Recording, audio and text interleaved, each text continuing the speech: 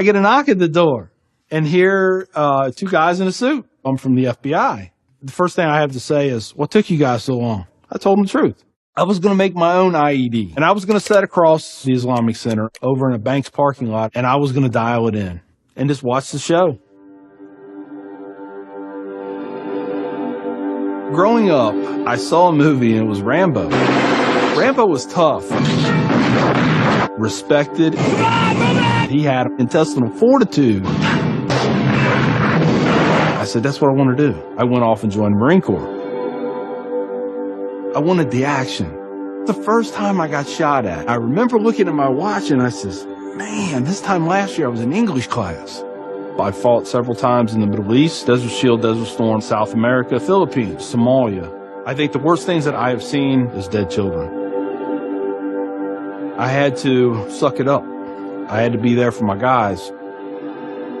Each one of those teardrops stands for a confirmed kill. I stopped adding after 26.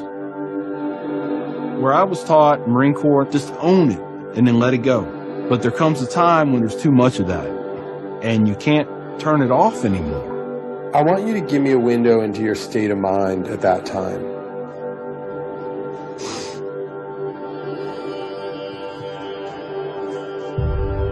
One time, my wife and I went to a DSW, and I saw in the distance these two women in black burqas in my store. I cried as I prayed for enough strength to go over there and break both their necks. I was just angry. I was just full of hate, and it just fed off itself. At that point, I was drinking a half-gallon of vodka every 2 days.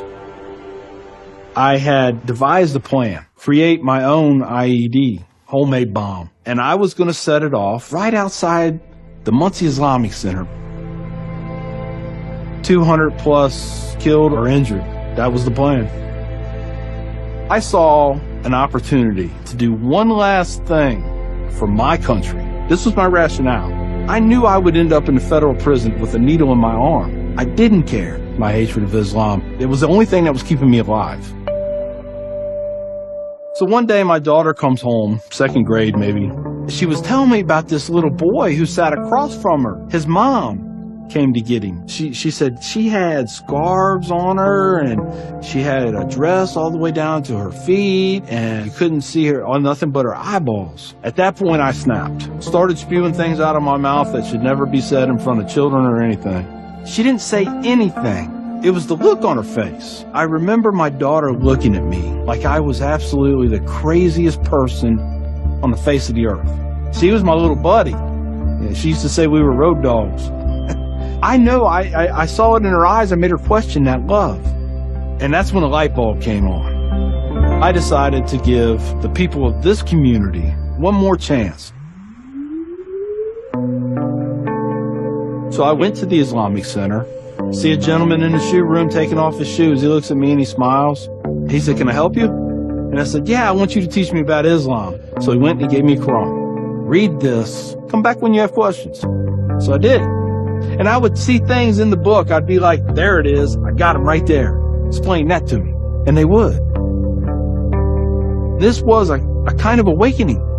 Long story short, 8 weeks after that first day I stepped into the Islamic Center, I became a Muslim.